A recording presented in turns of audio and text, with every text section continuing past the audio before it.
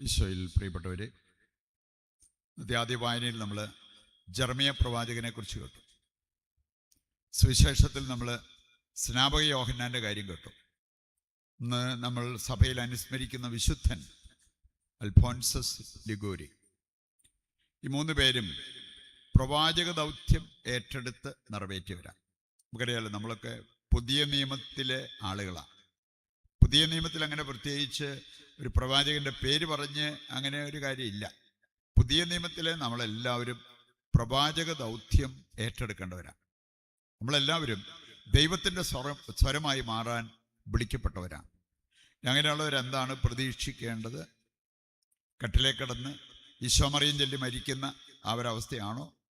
ഇനി അതാണോ ഏറ്റവും ഭാഗ്യപ്പെട്ട മരണമായിട്ട് നമ്മൾ കാണേണ്ടത്? ഇവർക്കാർക്ക്, ഈ മൂന്ന് പേർക്ക് അങ്ങനെ കിട്ടിയതൊന്നുമില്ല. ഇനി അവര് പ്രവാചക ദൗത്യം ഏറ്റെടുത്ത് അത് നിറവേറ്റി ഇഷ്ടം പോലെ തിരസ്കരണം, പീഡനം ഇതെല്ലാം അനുഭവിക്കേണ്ടി വന്നു. ജെറമിയയുടെ പുസ്തകം ഒന്ന് വായിച്ചു കഴിഞ്ഞാൽ, ജെറമിയ ഏകാഗി, ഒറ്റപ്പെട്ടവൻ. ജെറമിയ പൊട്ടക്കൻ്റെ, അവിടെ വേറെ വല്ലവരുണ്ടായിരുന്നു? ഒന്നുമില്ല. ജെറമിയ അങ്ങനെ ജെറമിയക്കെതിരെ ഗൂഢാലോചന നടത്തുന്നു. ഗൂഢാലോചന ഇതെല്ലാം നമ്മൾ ജെറമിയയുടെ പുസ്തകം വായിക്കുമ്പോൾ കാണാൻ പറ്റും. ജെറമിയ പ്രവാചക ദൗത്യം ഏറ്റെടുത്ത് നടത്തിയപ്പോൾ അവൻ ഏറ്റെടുക്കേണ്ടി വന്ന സഹനം ചില്ലറയായിരുന്നില്ല എന്നുള്ളത് നമുക്ക് മനസ്സിലാക്കാൻ പറ്റും. സുവിശേഷത്തിൽ നമ്മൾ കണ്ട സ്നാപക യോഹന്നാൻ സത്യത്തിന് കൂട്ടുനിന്നു, സത്യത്തിന് വേണ്ടി നിലകൊണ്ടു. സത്യവിരുദ്ധമായിട്ടുള്ള കാര്യങ്ങൾ കണ്ടപ്പോൾ അതേക്കുറിച്ച് അവൻ വിളിച്ചു പറഞ്ഞു. എന്താണ് അവന് കിട്ടിയത് എന്ന് നമുക്കറിയാം. കാരാഗ്രഹത്തിൽ അടയ്ക്കപ്പെട്ടു.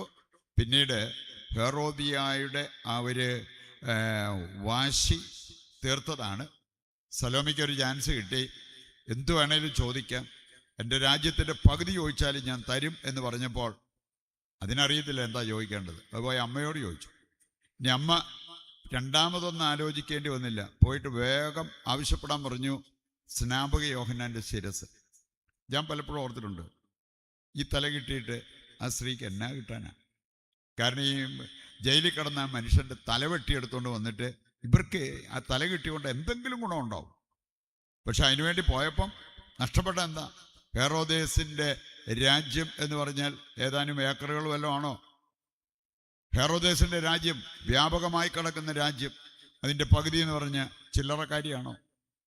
നമ്മളെ വാശി വൈരാഗ്യം മനസ്സിൽ വെച്ചുകൊണ്ടിരുന്നാൽ നഷ്ടമാകുന്നത് ചില്ലറക്കാരി അല്ല, നഷ്ടമാകുന്നത് സ്വർഗം പോലുമാണ് എന്നുള്ളത് തിരിച്ചറിയേണ്ട ഒരു സംഭവമാണ് ഈ സംഭവം. അവരെ സംബന്ധിച്ചിടത്തോളം ഇത്രയും വലിയ ഒരു സാഹചര്യം വന്നിട്ട് അവർക്ക് ശരിക്കും കിട്ടേണ്ട നേട്ടം അതിലേക്കല്ല അവർക്ക് ശ്രദ്ധിക്കാൻ പറ്റിയത്. അവരുടെ പ്രതികാരദാഹം വീട്ടണം. അതിന് സ്നാപക യോഹന്നാൻ്റെ തല അവര് ആവശ്യപ്പെടുന്നതായിട്ട് കാണാൻ പറ്റും. നമ്മളെ സംബന്ധിച്ചിടത്തോളം ഈ 2 തീമോത്തി 3:12 നമുക്ക് മറക്കാൻ പറ്റത്തില്ല. യഥാർത്ഥ ക്രിസ്തീയ ജീവിതം എന്ന് പറഞ്ഞാൽ പ്രവാചക ദൗത്യം ഏറ്റെടുത്തുകൊണ്ടുള്ളൊരു ജീവിതമാണ്. സത്യത്തിന് കൂട്ടുനിൽക്കണം, സത്യത്തിന് വേണ്ടി നിലകൊള്ളണം. അതാ പ്രഭാഷകൻ 4:28 ഇവിടെ ചങ്കിലെഴുതി ഒട്ടിക്കേണ്ട ഒരു വചന സന്ദേശവുമാണ്. മരിക്കേണ്ടി വന്നാൽ പോലും സത്യം വെടിയരുത്. നമ്മളായിട്ട് അസത്യത്തിലേക്ക് പോകരുത്. അതുപോലെ തന്നെ നമ്മൾ സത്യവിരുദ്ധമായ കാര്യങ്ങൾ കാണുമ്പോൾ അതിനെ സപ്പോർട്ട് ചെയ്യരുത്. പാപിയെ സപ്പോർട്ട് ചെയ്യുന്നവരും പാപികളാണെന്നാണ് ദൈവത്തിൻ്റെ വചനം നമ്മെ ഓർമ്മപ്പെടുത്തുക. അപ്പോൾ അതുകൊണ്ട് സത്യവിരുദ്ധമായ കാര്യങ്ങൾ വരുമ്പോൾ അത് ചൂണ്ടിക്കാണിക്കാനുള്ള ധൈര്യം നമുക്കുണ്ടാകണം. ഉണ്ടെങ്കിൽ കർത്താവ് നമ്മുടെ കൂടെ നിൽക്കും, ഇല്ലെങ്കിൽ കർത്താവ് തന്നെ നമ്മളെ പരിഭ്രാന്തരാക്കും എന്നുള്ളത് ജെറമിയ 1:17 നമ്മൾ വായിക്കുന്ന ഒരു കാര്യമാണ്. ഇന്നത്തെ വിശുദ്ധൻ അൽഫോൻസസ് ലിഗോരി നമുക്ക് കാണാൻ സാധിക്കും. ഒരു കാലത്ത് ഭൗതികതയുടെ ആ ഒരു ഉച്ചകോടിയിൽ ജീവിച്ച വ്യക്തി. പിന്നീട് നമ്മൾ കാണുകയാണ് ആധ്യാത്മികതയുടെ ഉത്തംഗ ശൃംഗത്തിൽ കയറിപ്പറ്റാൻ പറ്റിയ ഒരു വ്യക്തിയായിട്ട് അൽഫോൻസസ് ലിഗോരിയെ കാണാൻ പറ്റും. 16-ാമത്തെ വയസ്സിൽ നമ്മളൊക്കെ പഠനത്തിൽ എവിടെ എത്തിക്കാണും? ഈ മനുഷ്യൻ നിയമത്തിൽ ബിരുദം നേടി അദ്ദേഹം വക്കീലായിട്ട് വാദിക്കാൻ തുടങ്ങി. ഇഷ്ടം പോലെ കാശുണ്ടാക്കി. അത്ര പ്രഗത്ഭനായിട്ടുള്ളൊരു വക്കീല് ഇഷ്ടം പോലെ പണം ഉണ്ടാക്കി. പക്ഷേ ഒരു കേസിൽ, പ്രമാദമായ ഒരു കേസിൽ, വക്കീലന്മാർ കുറേ നുണയും കാര്യങ്ങളൊക്കെ പറഞ്ഞാലേ ഉള്ളൂ കേസ് വിജയിക്കത്തുള്ളൂ. അങ്ങനെ അവരുടെ ആ ഒരു സാമർഥ്യം കൊണ്ടാണ് പലപ്പോഴും വിജയിച്ചു പോവുക. കാരണം കോടതിക്ക് വേണ്ടത് സത്യമല്ല, കോടതിക്ക് വേണ്ടത് തെളിവാണ്. അതെങ്ങനെയെങ്കിലൊക്കെ അവർ ഉണ്ടാക്കും. ഇനി ഒരു കേസ് ഈ മനുഷ്യൻ വാദിച്ചിട്ട് തോറ്റുപോയി.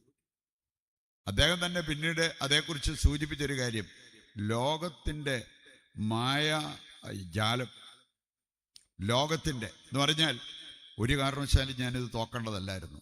എന്തുകൊണ്ട് ഞാൻ ഈ പോയിന്റ് ശ്രദ്ധിച്ചില്ല?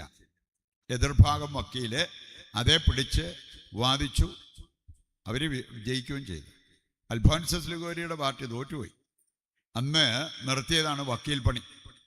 അദ്ദേഹം ഇങ്ങനെ ഇതെല്ലാം ഉപേക്ഷിച്ച് ഇരുന്നപ്പോൾ ഒരു ഇന്നർ വോയിസ്, ആന്തരിക സ്വരം അദ്ദേഹം കേട്ടു, നീ ലോകം പൂർണ്ണമായിട്ട് ഉപേക്ഷിച്ചിട്ട് എന്നെ അനുഗമിക്കുക, എൻ്റെ പിന്നാലെ വരിക.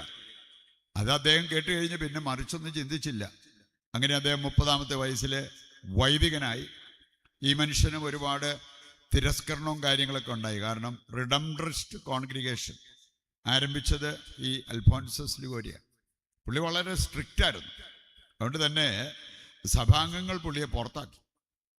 അങ്ങനെ വലിയ ഒരു തിരസ്കരണം, വേദന അനുഭവിക്കേണ്ടി വന്ന ഒരു വ്യക്തിയാണ്.